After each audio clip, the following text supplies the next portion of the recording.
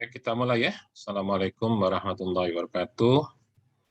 Kita lanjutkan materi kita, pertemuan ke-6. Ya. Jadi kalau di minggu lalu kita sudah membahas tentang apa yang dimaksud dengan sistem informasi, maka sekarang kita lanjutkan dengan sistem informasi manajemen. Ya. Jadi di materi minggu lalu kita sudah mengerti bahwa data masuk jadi input. Ya, dalam komputer, data masuk dalam komputer jadi input. Dalam komputer, data itu diproses. Data itu diproses, hasil pemrosesannya dia akan keluar menjadi output. Nah, ketika dia keluar jadi output, dia sudah bukan lagi data, tapi dia sudah menjadi informasi. Minimal informasi. Syukur-syukur lebih lagi di atas informasi, yaitu namanya pengetahuan. Ya, jadi saya harap bagian itu kamu sudah paham. Data diproses jadi informasi. Informasi yang bermanfaat menjadi pengetahuan. Informasi yang bermanfaat itu seperti apa? Yaitu informasi yang cocok konteksnya. Ya. Misal, saya punya data. Apa datanya? Ya, katakanlah nama-nama mahasiswa. Itu hanya sekedar sebuah data. Data adalah fakta. Dan tidak punya makna apa-apa. Karena dia hanya sebuah fakta. Bahwa kenyataannya ada seseorang namanya Amir, ada seseorang namanya Ika, seseorang itu namanya Tuti, itu adalah fakta atau realita. Tapi gunanya ada nggak? Nggak ada. Ya. Di sisi lain, ada angka-angka, misalnya. Dari nama, sekarang ada angka-angka. Apa angkanya? Nggak hafal NIM kamu ya, kalau anak Fasilkom 09, 01, 1, 2, 8, 17, 21, 001. Nah, itu ada angka berderet. Ya. Ya mungkin sekedar angka saja. Nggak ada maknanya angka itu.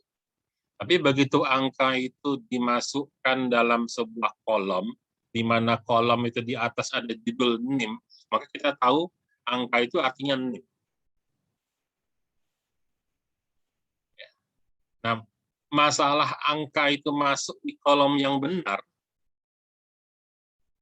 nah itu adalah prosesnya. Ada lagi angka. Angka tertulis 050471. Apa sih itu? Entah. Nggak ada maknanya. Tapi begitu angka itu ditaruh pada sebuah kolom, yang judul kolomnya adalah tanggal lahir. Oh, artinya tanggal 5, tanggal 4, bulan 4, tahun 1971. Nah, itu kita jadi paham. Ada maknanya. Jadi ada gunanya. Tapi kalau sekedar ada nama, ada NIM, ada tanggal, pun nggak ada gunanya. Kenapa? Ya siapa yang butuh? Siapa yang butuh? Nah, itu masih data. Masih data. Kapan dia jadi informasi? Jika dia terproses dengan baik. Misalnya, ada nama orang, nama mahasiswa, ada NIM-nya, terus ada informasi tambahan lagi bahwa orang ini sudah membayar UKT, maka status dia adalah mahasiswa aktif.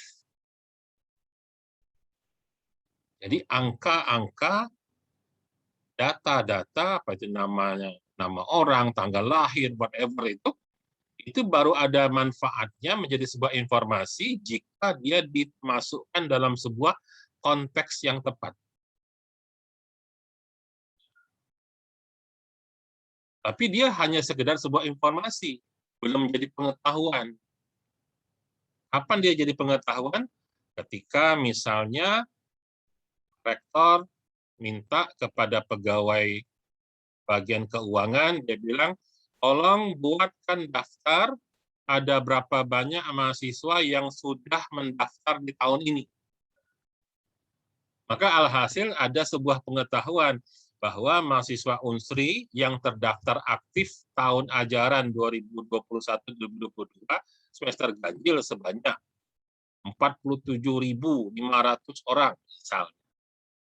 Maka jadi pengetahuan. Maka kita tahu sekarang mahasiswa aktif jumlahnya sekian ribu orang. Nah, jadi data diolah jadi informasi, informasi yang sesuai konteks, informasi yang bermanfaat, jadi pengetahuan. Pertanyaannya adalah, bagaimana cara komputer bisa membuat data menjadi informasi? Atau bagaimana informasi itu di-upgrade supaya menjadi pengetahuan? Nah, itulah yang kita bahas sekarang. Ini yang kita sebut sebagai sistem informasi manajemen. Ya. Nah, jadi kita akan melihat bagaimana peran komputer dalam manajemen informasi. Ya. Di perannya itu tadi ya, mengubah data menjadi informasi, mengubah informasi menjadi pengetahuan. Itulah perannya. Ya, tapi bagaimana caranya? Nah, tapi sebelum lebih menjauh, kita kembali dulu ke yang mendasarnya. Ya. Jadi kembali lagi bahwa tujuan pembelajaran kita adalah supaya kalian paham bagaimana komputer melakukan proses. Ya. Selama ini saya hanya mengatakan data masuk dalam komputer, keluar jadi informasi. Ya. Bagaimana cara dia melakukan prosesnya? Ya. Jadi kita mulai dengan yang namanya manajemen data. Ya, jadi data yang masuk ke dalam komputer sehingga dia keluar menjadi informasi atau keluar jadi pengetahuan, itu pada prinsipnya dilakukan tata kelola. Tata kelola itu artinya manajemen. Jadi data itu dikelola, diurusin, diurus dengan baik di manajemen. Nah, teknologi yang bisa mengelola data disebut basis data atau bahasa Inggrisnya database. Oke, ini data atau basis. Nah, secara ringkas ya, tentu saya tidak bisa menjelaskan rinci dan detail karena kita hanya bersifat pengenalan, hanya satu SKS mata kuliah ini. Saya berharap nanti kamu bisa lanjutin sendiri ya dengan kata kunci ya. Dengan kata kuncinya adalah kamu harus dapat memahami apa yang dimaksud dengan database. Ya, cari sendiri nanti mendalamnya. Kalau kamu ingin mengerti lebih jauh, maka pertama pahami apa yang dimaksud dengan database atau basis data. Yang kedua, untuk apa sih belajar basis data? Kenapa kita harus mempelajari basis data? Why database?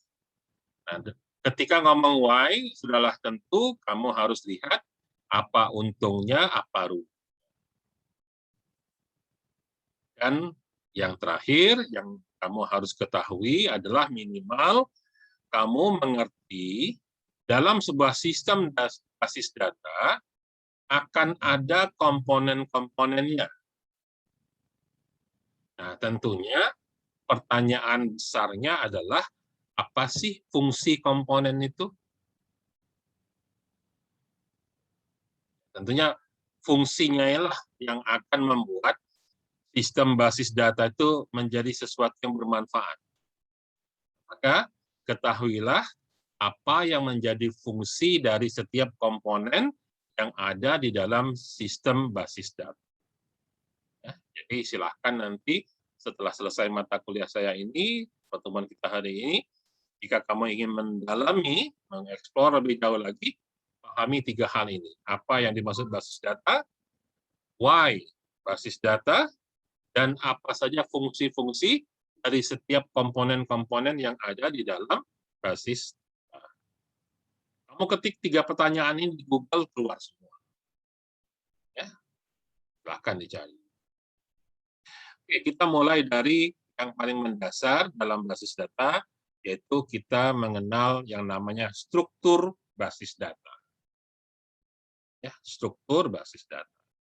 Karena kalian orang kedokteran, maka saya pakai contoh, kalau kita berobat, dokter, ya, dokter swasta maupun dokter rumah sakit, ya sudahlah tentu akan ada namanya kartu identitas berobat.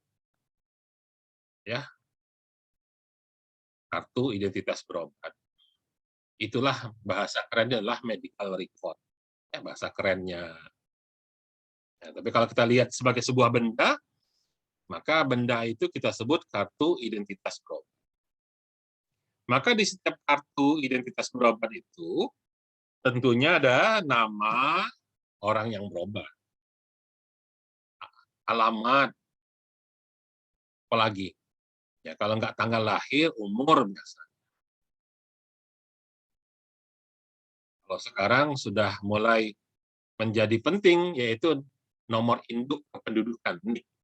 Karena sekarang kita sudah mulai punya NIK yang unik. Ya, satu orang hanya ada satu NIK se-Indonesia, nomor induk kependudukan. Jadi ada nama, ada alamat, tanggal lahir atau umur dan sebagainya lah. Bisa juga ditentukan golongan darah, whatever, apapun itu. Ya, jadi kartu identitas berobat. Sudahlah tentu, ketika kita pertama kali datang berobat, kita dikasih kartu kosong. Ya, maka di situ tertulis nama titik-titik-titik. Ya, tanggal lahir titik-titik-titik. Alamat titik-titik. Nomor telepon titik-titik. Pokoknya kosong deh pokoknya. Maka semua tempat-tempat yang harus kita isi tadi, yang masih kosong tadi, ya, itu disebut elemen data. Disebut elemen data. Nah, jadi tergantung yang bikinnya kayak apa, mau berapa banyak elemennya terserah. Ya, isi nama, isi tanggal lahir. Ada yang nulis tanggal lahir.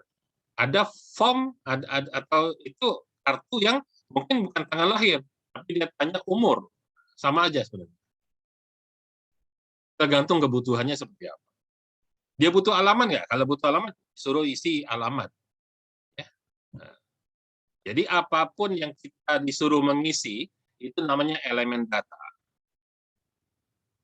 Namanya elemen data.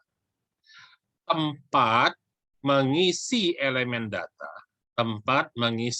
data, tempatnya ya, itu disebut field. Tempatnya. Isiannya, saya ulangi ya, isiannya disebut elemen data. Tempat ngisinya disebut field. Data field.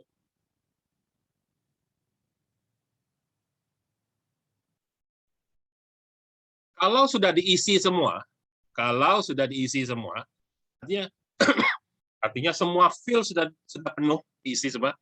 Nama sudah diisi, alamat sudah, tanggal lahir sudah, golongan darah sudah, nomor telepon sudah, pokoknya sudah semua. Maka gabungan seluruh isian itu, dengan kata lain, satu lembar kartu itu yang sudah terisi semua tadi, itu disebut record. Disebut record. Bahasa Indonesianya rekaman.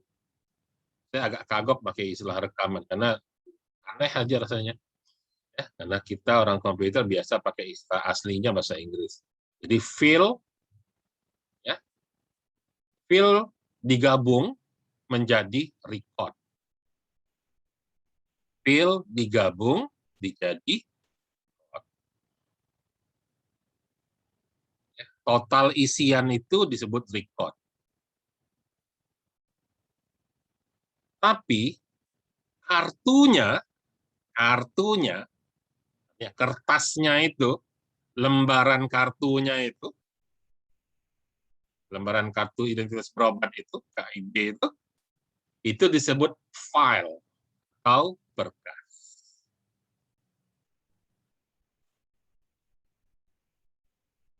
Saya ulangi. Ada fill digabung-gabung jadi record. Record digabung-gabung jadi file. Kalau mau di dalam lagi, ketika kita ngisi fill tadi, kita ngisi elemen data tadi, nulis nama. Nama kamu Tuti, T-U-T-I. T itu, U itu, T lagi, habis itu I, Tuti. Nah, yang kamu tulis itu, T, U, T, I itu adalah apa? Nama kamu Tuti, kamu tulis Tuti. Itu apa itu? Itu adalah karakter. Kamu nulis tanggal lahir, 1 Januari. 1 itu adalah karakter. Januari, J-A-N-A-R-I, itu karakter. Ini bisa dilihat ya. Karakter digabung jadi fill. Fill digabung jadi record. Record digabung jadi file. Kalau tarik ke bawah lagi, satu karakter itu terdiri atas 8 bilangan biner. Ya, yang 10010001. Nah, jadi satu bilangan biner itu disebut binary. Jadi binary 8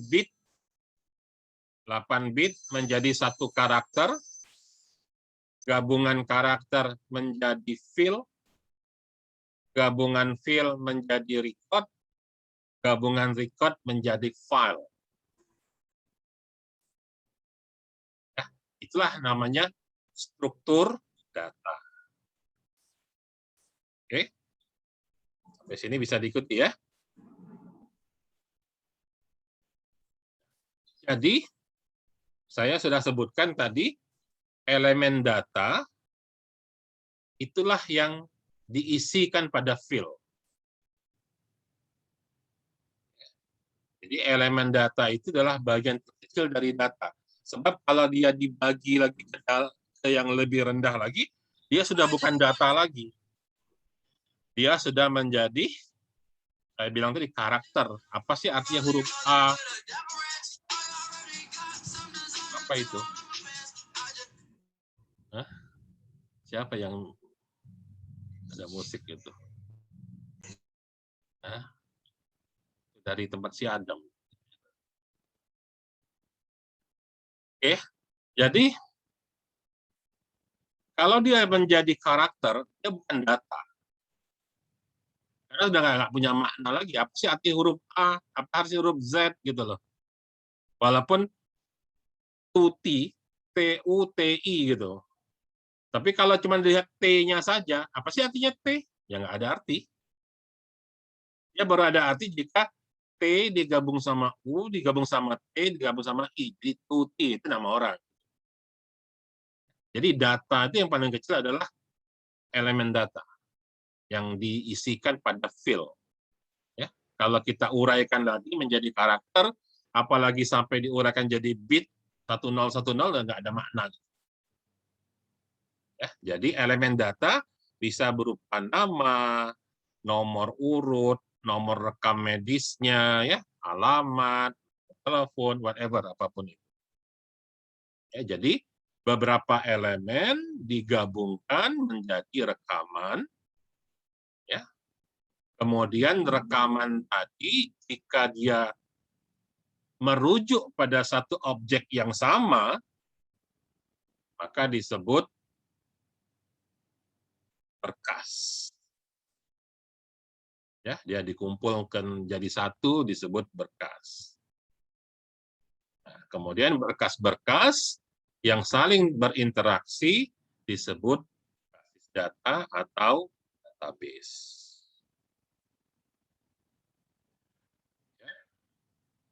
Mari kita lihat contoh misalnya, ya, balik lagi masih menjelaskan tentang struktur basis data ini.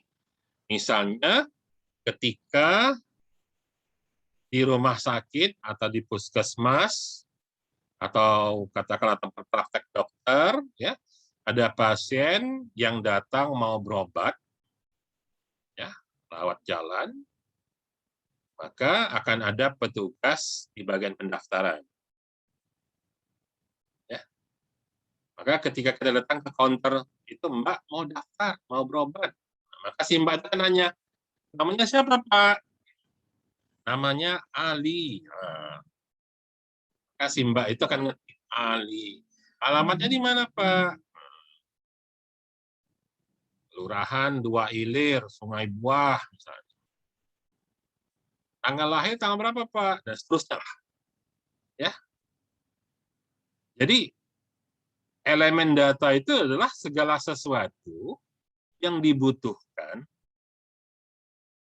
untuk menggambarkan, ya, di sini istilahnya untuk menggambarkan, supaya dia dapat snapshot tentang pasien tersebut. Jadi setelah selesai daftar, akhirnya tahu kan namanya siapa, ini orangnya anak-anak, dewasa, orang tua atau remaja, jenis kelaminnya laki atau perempuan. Jadi dari data itu ada sebuah perspektif tentang objek. Ya, jadi seperti saya katakan tadi, setiap orang ketika membuat basis data itu kembali kepada yang membuatnya, dia butuh elemen datanya apa saja. Sepanjang itu dia butuhkan untuk dapat menggambarkan tentang suatu objek. Dalam hal ini objeknya adalah pasien. Jadi jangan kita permasalahkan, kok nanya tanggal lahir sih? Kenapa nggak nanya umur? Misalnya. Kalau nulis alamat, kira-kira perlu RT nggak ya? Atau cukup nama jalan aja? Ya kembali kepada orang yang mau mengumpulkan data, dia butuh apa? Kalau nanti misalnya dia membutuhkan bahwa saya mau memetakan bagaimana distribusi pasien berdasarkan kelurahan, misalnya. Kita nggak butuh berdasarkan RT, maka nggak perlu diisi, ada isian nomor RT. Tapi kalau dia bilang, saya betul-betul membutuhkan data pasien itu lengkap sampai ke RT-nya, gitu, maka kita membutuhkan isian RT. Ya. Jadi kembali kepada kebutuhan sistem nanti maunya bagaimana. Ya. Oke, jadi setelah mengisi tadi, ya, si pasien sudah mendaftar, ya, terserah mendaftarnya itu oleh petugas atau pasien ngisi sendiri. Hanya masalah siapa yang melakukan. Tentunya zaman modern sekarang, kita ingin layanan itu jadi lebih mudah supaya mengurangi waktu antrian. Jadi kalau dulu orang ngisi formulir di meja pendaftaran, itu ngabisin waktu, ngabisin kertas, antriannya lama. Terus diganti, petugas pendaftarannya udah pakai komputer, tapi tetap minta nama segala macam, petugasnya yang ngetik, tetap lama ngantri juga. Sekarang dengan sistem mobile, ya, pelanggan sudah bisa mendaftar sebelum sampai ke rumah sakit. Kalau kamu misalnya berobat ke Hermina, Hermina itu punya aplikasi berbasis Android, Rumah Sakit Hermina. Ya, saya belum nemu yang lain, nggak tahu kalau Caritas ya. Yang saya tahu baru Hermina gitu. Rumah sakit umum belum. Rumah sakit umum itu masih datang ke sana, kita daftar. Petugasnya ngetikkan di komputer dia. Nanti kita baru dapat nomor antrian segala macam. Rumah sakit Siti Khadijah juga belum. Komputernya baru dipakai oleh petugas. Pasien tuh belum belum aktif melakukan. Jadi kalau kamu berobat di rumah sakit Hermina, kamu bisa pakai aplikasi yang cukup sekali kamu isi. Tentu nggak mungkin berulang-ulang kamu ketik nama kamu. Kamu buat akun, nama, tanggal lahir, alamat, golongan darah, dan segala macam. Habis itu kamu tinggal login, selesai. Ketika mau daftar berobat, ya sudah datanya sudah ada di sana. Ya, jadi pendaftaran pasien dikumpulkan jadi berkas data yang kita sebut file kunjungan pasien. Karena filenya bisa ada berapa kali. Kalau kamu dokter gigi, mungkin 2 minggu yang lalu dia pernah nambel gigi, tapi masih tampilan sementara. Nah, sekarang datang lagi berobat, tampilan sementaranya dibuang, baru diganti dengan tampilan yang fix misalnya. Oh, 2 tahun yang lalu pernah cabut, ada datanya. Itu gigi nomor berapa yang dicabut. Ini anak-anak umur 7 tahun. Ya. Ada berkas kunjungan dia setahun yang lalu, bahwa gigi nomor berapa ya, saya nggak hafal gigi nomor berapa. Itu pernah dicabut, artinya yang sekarang adalah gigi yang sudah tetap, bukan gigi susu lagi. Karena itulah kita punya berkas data kunjungan pasien.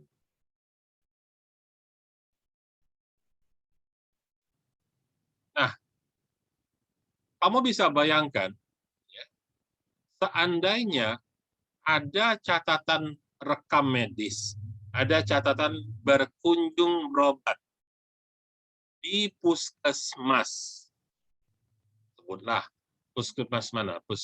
Puskesmas Jalan Merdeka.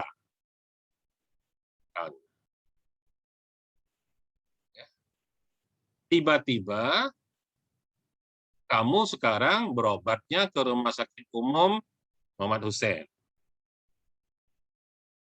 Kira-kira rekam medis kamu yang ada di puskesmas Jalan Merdeka itu, orang di Rumah Sakit Umum Muhammad Hussein tahu nggak? Nggak tahu, Pak. Sudah pasti tidak tahu jika itu datanya adalah data manual. Dengan kata lain, data sudah ada, tapi nggak bermanfaat. Kenapa? Nah, karena datanya disimpan di Jalan Merdeka, Puskesmas Jalan Merdeka, sekarang mau berobat di Rumah Sakit Umum Muhammad Hussein. Alhasil, ngisi lagi di Rumah Sakit Umum. Besok lusa, pas sedang lewat depan Rumah Sakit Siti Khadijah, penyakitnya kambuh. Langsung masuk ke UGD Rumah Sakit Siti Khadijah. Apakah orang UGD Siti Khadijah tahu penyakit kamu apa? Jawabannya juga tidak. Kenapa? Karena datanya ada di Rumah Sakit Umum Muhammad Hussein dan ada di Puskesmas Jalan Merdeka. Dengan kata lain, datanya ada, rekodnya ada, filenya ada, tapi tidak bisa berinteraksi.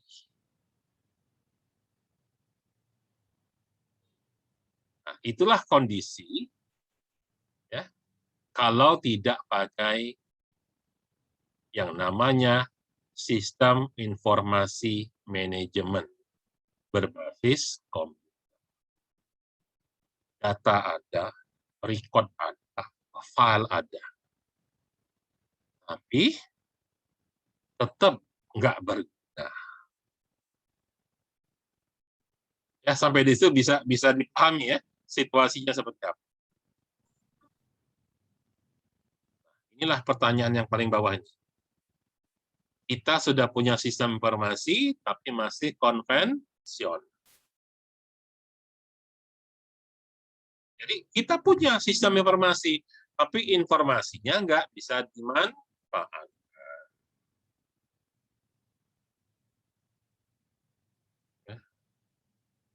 Jadi kalau pernah ada anak-anak mencabut gigi susunya di puskesmas Jalan Merdeka, ketika suatu waktu anak itu sakit gigi lagi dan dia pergi ke Rumah Sakit Umum Muhammad Hussein, maka dokter atau perawat yang di Rumah Sakit Muhammad Hussein nggak pernah tahu catatan-catatan datanya itu.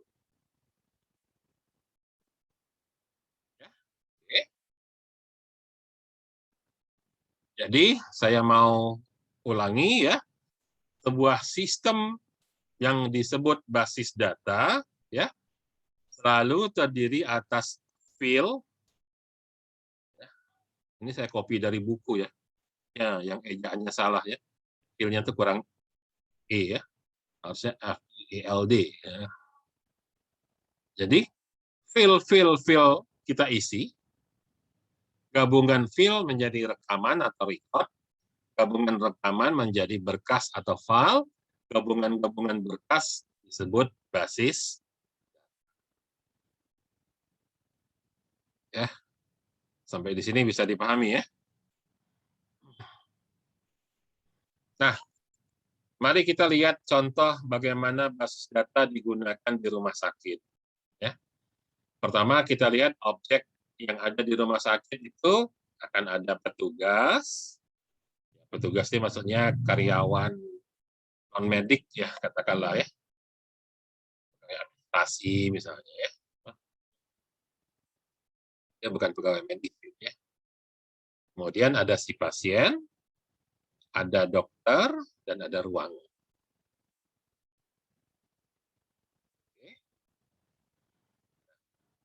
Apa saja tugas dari setiap objek itu? Ya, satu misalnya petugas kerjanya menyimpan informasi, ya, tentunya informasi identitas dari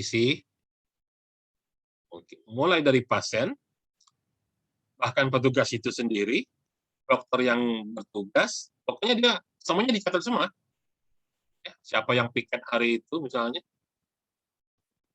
Ini nggak cuma pasien yang dicatat sebagai informasi itu.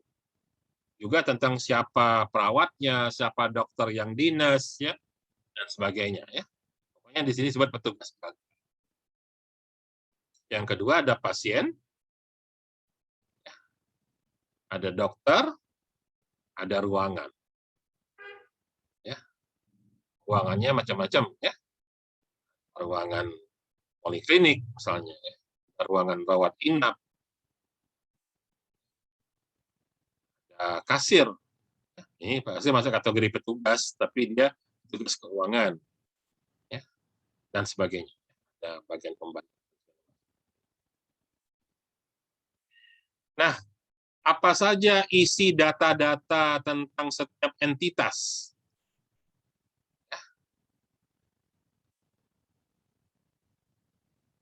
Jadi petugas itu biasanya diberi kode. KD itu kode. Kode petugas. Dan sifatnya biasanya berupa karakter. Karakter itu alfanumerik ya.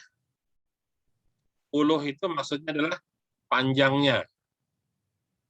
Panjang karakternya, berapa banyak karakternya. Itu tidak mesti 10. Kebetulan dalam contoh ini dipakai 10. Ya. Misalnya petugasnya itu ada ID kan.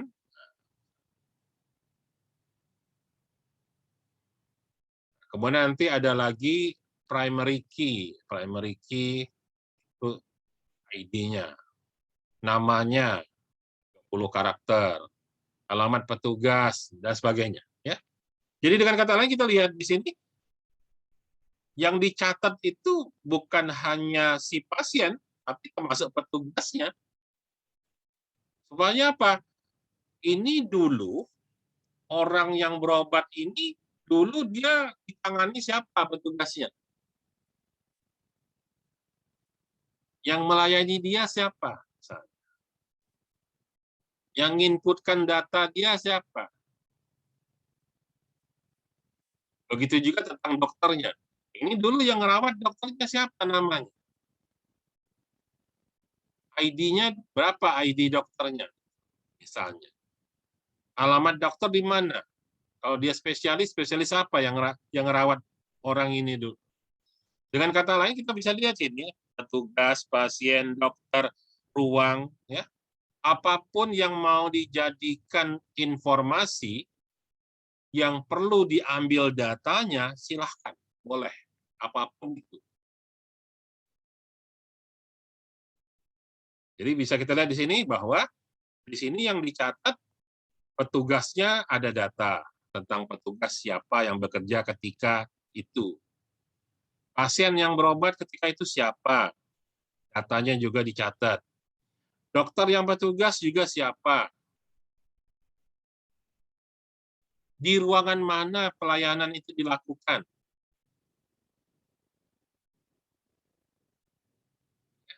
Apakah ruangan poliklinik, atau ruangan IGD, atau bisa jadi layanan itu dilakukan di halaman parkir. Kenapa? Pasiennya stroke misalnya. Tiba-tiba dapat serangan jantung misalnya. Nah, maka dilayani di halaman parkir. Kenapa? Nggak sempat turun dari mobil ambulan langsung diambil tindakan misalnya. Tempat ruangnya itu artinya pencatatan di mana proses layanan kepada si pasien dilakukan. Kalau dia di ruangan dalam, berarti di ruangan rawat inap, saya ruangan mana. Nanti ada hubungannya ruangan inap itu, karena kalau pasien sembuh akan ada hitung-hitungan bayaran. Tentunya kalau kamarnya kamar VIP sama kamar kelas 3 beda harga. Maka perlu dicatat orang ini rawat inapnya di kamar mana. Jadi maksud saya ingin jelaskan adalah data yang dimasukkan jadi elemen data itu kembali kepada kebutuhan kita ketika mau mengolah data. Apa data yang kita butuhkan, silahkan disiapkan filenya. Ya.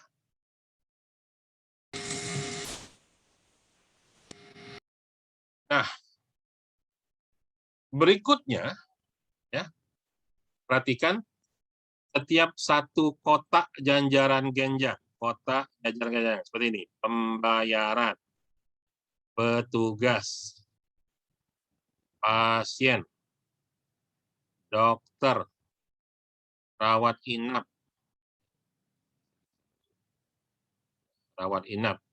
ruang.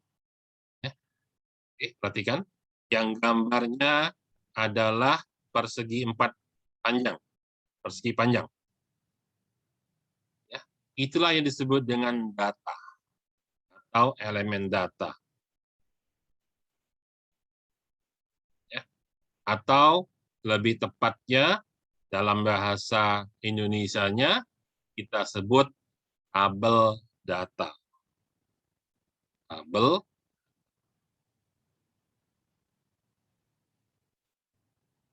atau kalau dalam istilah yang tadi kita pelajari, untuk setiap satu yang persegi panjang itu, tabel data itu nama lainnya adalah record.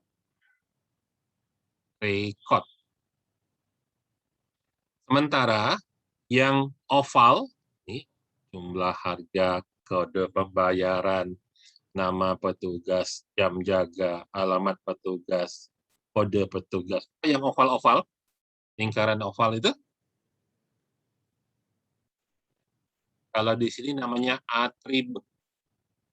Atribut. Apa atribut itu? yang tadi kita pelajari di awal tadi, itulah field. Field atau elemen data.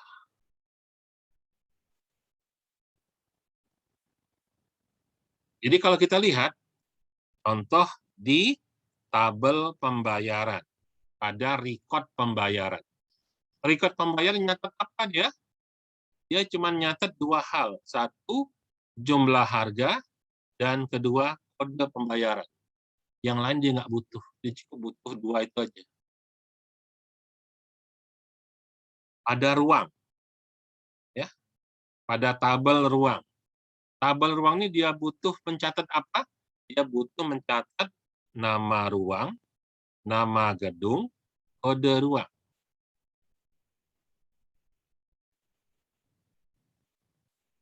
Pada pasien. Dari pasien ini dia mencatat apa saja elemen datanya? Tanggal datang, alamat pasien, nama pasien, keluhan, kode pasien. Nah, dan seterusnya ya. Dokter, ini yang bawah dokter. Kode dokter, nama dokter, alamat dokter.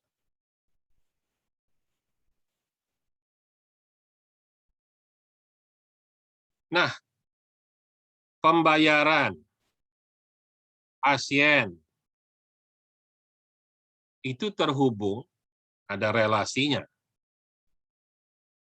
Apa? Pasien membayar. Ini relasinya adalah pasien membayar.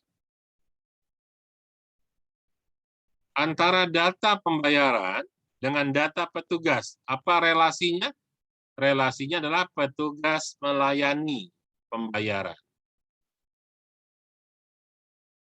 Antara pasien sama dokter, apa hubungannya? Bahwa dokter merawat pasien.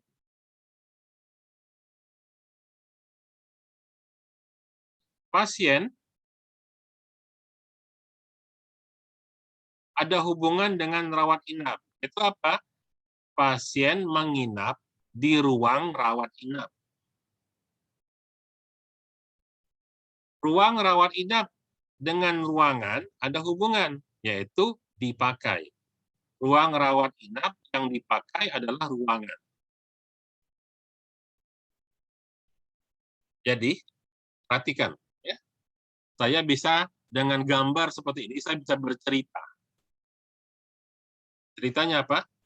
Ada seorang pasien datang ke rumah sakit tanggal hari ini, 27 September 2021. Pasien itu namanya Ahmad, alamatnya Jalan Sungai Buah nomor 15. Datang ke rumah sakit dengan keluhan sesak di dada. Ya. Kemudian pasien itu dirawat oleh dokter, yaitu dokter dengan kode KD 001 yang namanya Dr. Amiruddin. Dr. Amiruddin tinggal di Jalan Merpati nomor 12.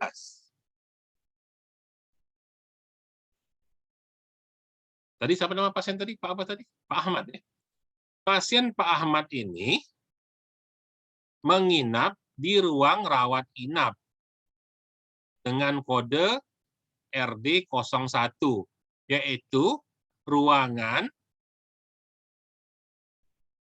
misalnya nih, rumah sakit apa nih? Rumah sakit Siti Khadijah nih. Di ruangan Musdalifah, nama ruang VIP 1, gedung Musdalifah, kode ruang VIP 1.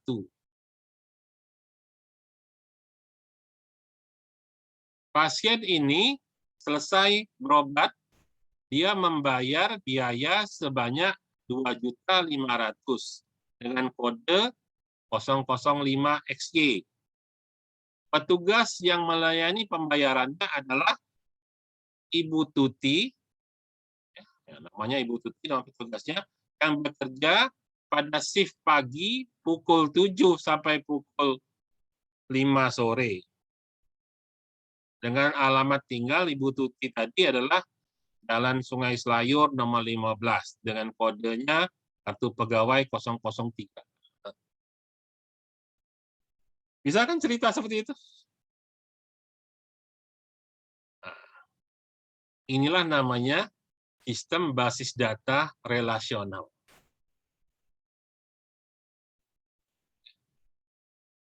Nah, orang komputer itu tinggal bikin aja sistem basis datanya. Kembali kepada orang manajemennya pengen nyimpen data apa. Ya. Oke.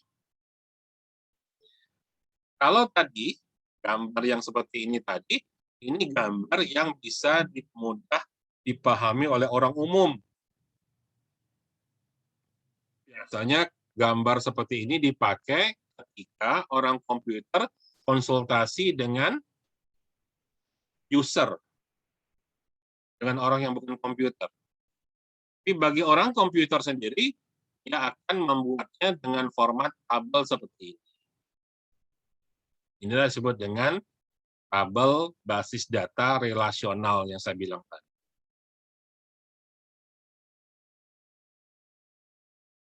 Oke? Nah, sampai di sini, apakah kamu sudah memahami pertanyaan kenapa harus basis data? Why basis data?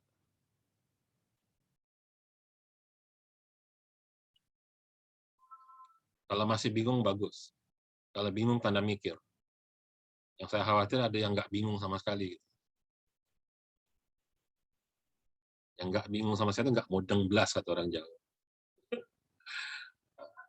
Kalau bingung, bagus.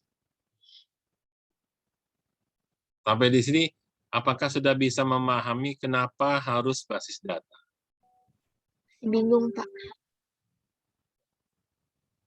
Seandainya itu nggak terdata dengan komputer, bagaimana supaya bisa nyimpen?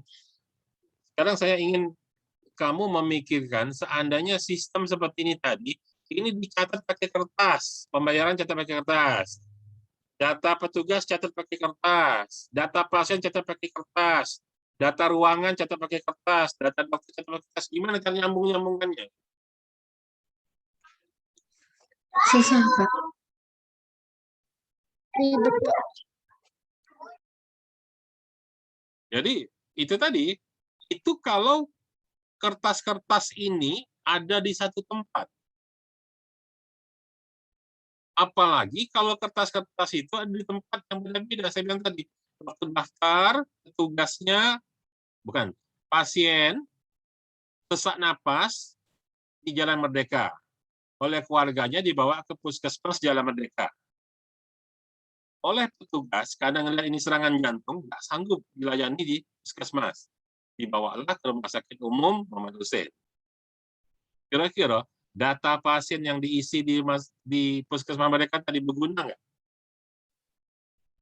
Saya Tidak yakin sih. sudah pasti nggak nyambung. Jadi dia ada satu tempat saja. Kalau bukan komputer, begitu sulitnya kita menghubungkan informasi yang ada di dalam kertas-kertas tersebut. Apalagi kalau beda tempat. Ya. Nah, ini kalau sudah di sistem komputerisasi, mudah pindah. Nah, jadi coba pikirkan kenapa harus basis data.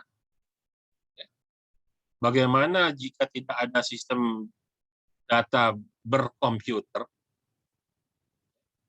Kalau tidak ada sistem berkomputer, kemudian kamu coba perhatikan, ya, kalau tidak ada sistem berkomputer, maka akan muncul beberapa hal yang sudah pasti minimal ada 3 hal. Minimal 3. Jadi artinya yang 3 ini insya Allah dijamin pasti terjadi. Mau lebih dari 3, terjadi. Tapi minimal 3 udah pasti terjadi. Yang satu akan terjadi duplikasi data atau pengulangan data. Ya, tadi ketika berobat ke puskesmas Jalan Merdeka, kita ngisi data. Ketika pergi ke rumah sakit umum RSUP Muhammad Hussein, ngisi lagi data di sana. Yang diisi barang yang sama. Namanya pasien itu juga. Akan terjadi namanya pengulangan data atau duplikasi data. Kemudian bisa jadi tidak seragam atau beda format. Ketika di Jalan Merdeka, datanya umur berapa? Isilah umur 78 tahun. Ketika di RSUP Muhammad Hussein, bukan umur berapa, tapi tanggal lahir tanggal berapa. Maksud dan tujuannya sama, tapi beda. Belum lagi kalau tanggal itu, nulis tanggal tuh, yang benar yang mana sih? Tahun dulu, bulan, hari, atau hari, bulan, tahun, atau bulan, hari, tahun. Nulis tahun itu 4 digit apa 2 digit? 2021 atau cukup ditulis 21 aja? 4 digit. 4 digit. 2021, Pak. Tapi kenyataan banyak yang nulis masih 2 digit. Itu namanya tidak seragam atau beda format, tapi sama-sama nulis tanggal. Ya, kebayang nggak kamu kalau ada tanggal versi Indonesia yang tanggal bulan tahun dibaca oleh orang Inggris yang biasa nulis bulan tanggal tahun. Kalau 12/12/2021 itu kita bisa bilang tanggal 12 bulan 12 tahun 2021. Mau terbalik-balik ada masalah. Karena tanggal 12 bulan 12 dibalik tetap aja tanggal 12 bulan 12. Bulan 12 tanggal 12.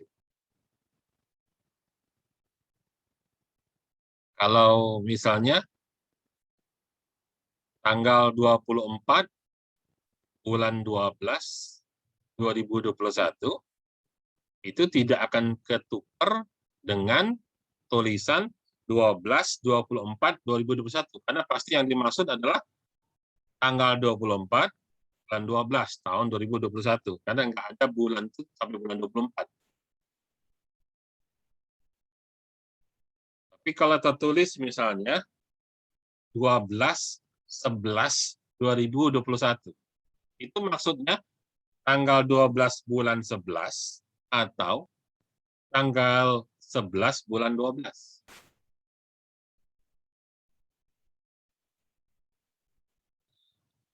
Ya. Kalau kita nulisnya manual, bisa jadi ada data yang tidak seragam. Berikutnya, yang ketiga namanya inkonsistensi data. Kenapa inkonsistensi data? Kenapa data itu bisa tidak konsisten? Karena data itu dalam perjalanannya bisa diubah, bisa dihapus. Ya. Jadi data itu, di sini saya tulis CRUD. CRUD itu singkatan dari create, read, update, delete. Ya. Jadi data itu bisa di-create, create itu dibuat, read cuman dibaca aja, update diubah, delete dihapus. Kalau create barangkali yang tadinya tidak ada data jadi ada. Misalnya belum ngisi nama, terus kita nulis nama, oke namanya create. Atau sudah pernah nulis nama, terus dibaca, read nama. Ya. Artinya C sama R nggak terlalu banyak masalah. Tapi kalau sudah update sama delete, nah itu yang membuat data itu bisa inkonsistensi. Misal, ya, tadi saya katakan orang mendaftar sakit pertama kali di Puskesmas Jalan Merdeka. Dia tulis namanya Mary. Mary, oleh petugas diketik M-E-R-I, Mary. Tahu-tahu Mary ini nggak bisa selesai diobati di rumah sakit Puskesmas, nggak bisa selesai dilayani di Puskesmas Jalan Merdeka tadi. Maka dia dikirim ke Rumah Sakit Umum Muhammad Hussein. Data Mary ternyata oleh si Mary tadi dibaca. Loh, kok nama aku ditulis Mary, M-E-R-I?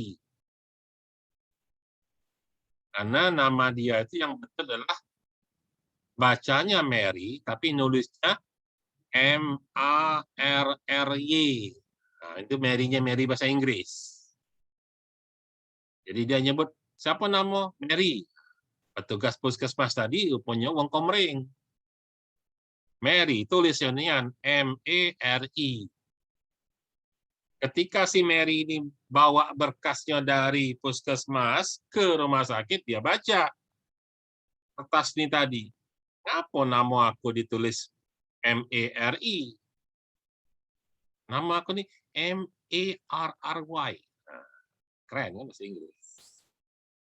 Maka oleh si Mary dihapus, di tip X sama dia diganti menjadi M-A-R-R-Y. Nah, Mary, Mary bahasa Inggris. Si Mary lupa kalau dia hanya ngubah di form yang satu. Padahal formnya itu banyak misalnya. Ya. Jadi yang form yang paling atas dia sudah ganti, tapi form yang bawah-bawah nggak diubah. Jadi terjadilah ada Mary M-E-R-I, ada Mary M-A-R-R-Y.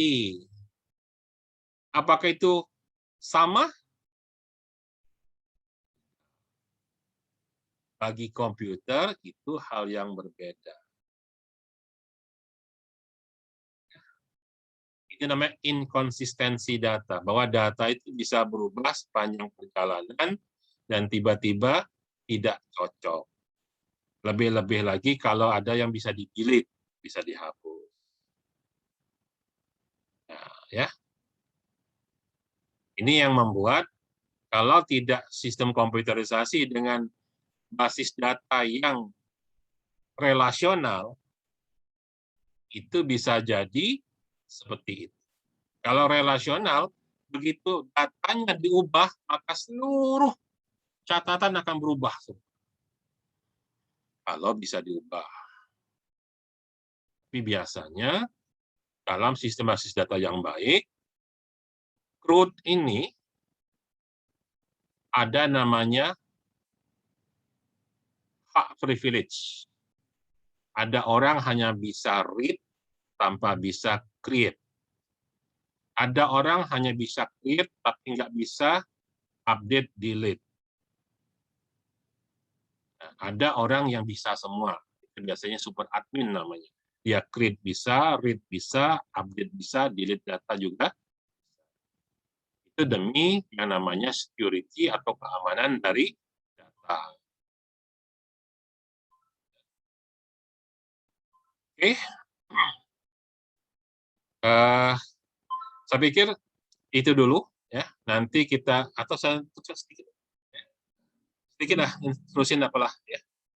Jadi kita lanjutkan materi terakhir ini tentang manajemen jaringan. Saya dapat aja yang ini ya, bahwa kita sudah tahu data ya itu harus dapat disatukan.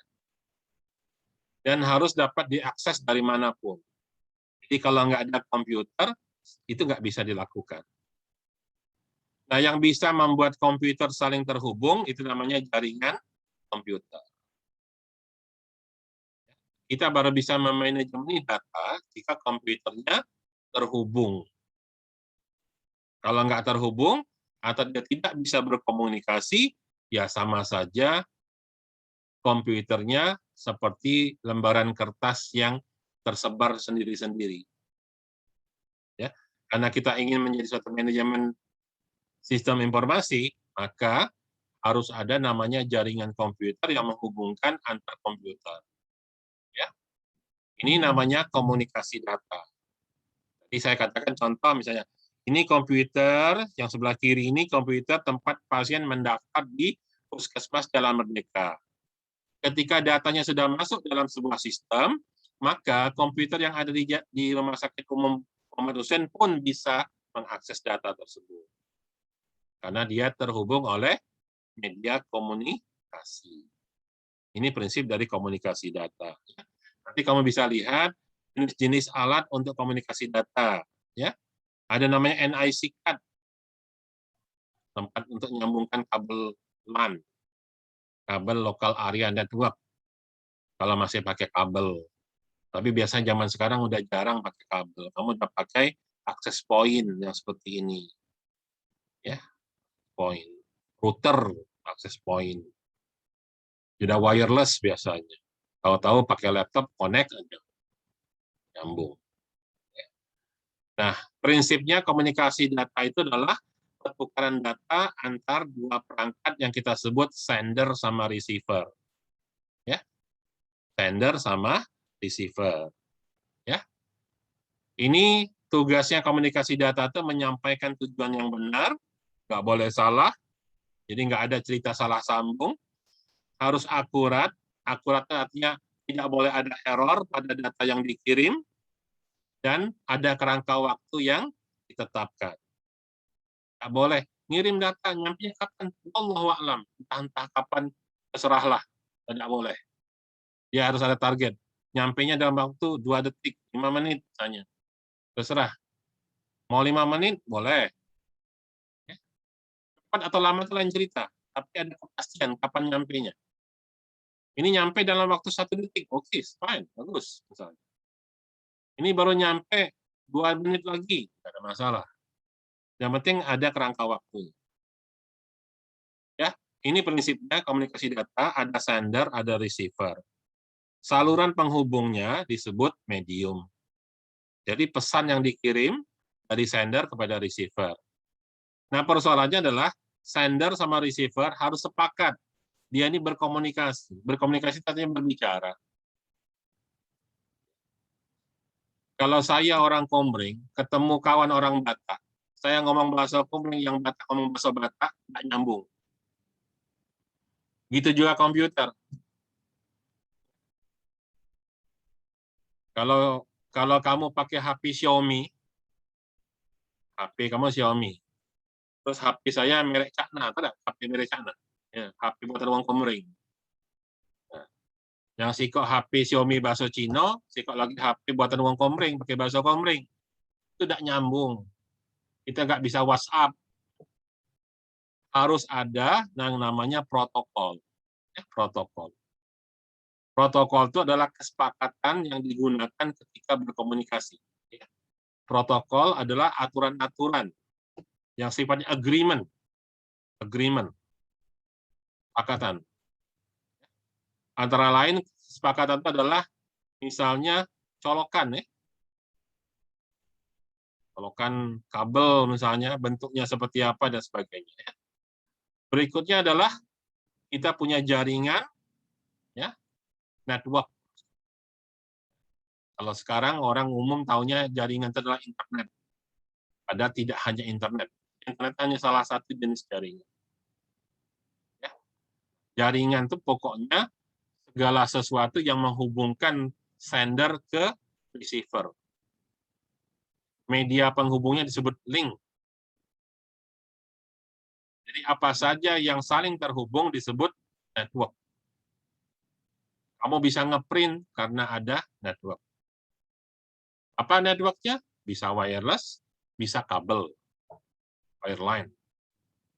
Ya. Kamu bisa kirim WhatsApp. Apa networknya? Internet. Kalau nggak ada internet, kamu nggak bisa ngirim WhatsApp. Dan sebagainya. Kirim email. Nah, network ada performansi, reliability, sama security. Saya pikir ini cukup kamu ketahui saja. Ya. Ukuran performansi apa, reliability itu apa, security itu apa. Protokol adalah aturan-aturan yang bersifat agreement untuk mengatur komunikasi. Ya. Nah, protokol dan standar ada dua macam, ada de facto, ada de jure. De facto itu kenyataan yang dipakai oleh industri, sementara de jure adalah standar-standar yang resmi yang dibuat oleh badan-badan yang berhak menentukan standar, seperti kita dengar ada ISO, ada ITUT, dan sebagainya. Oke, ya.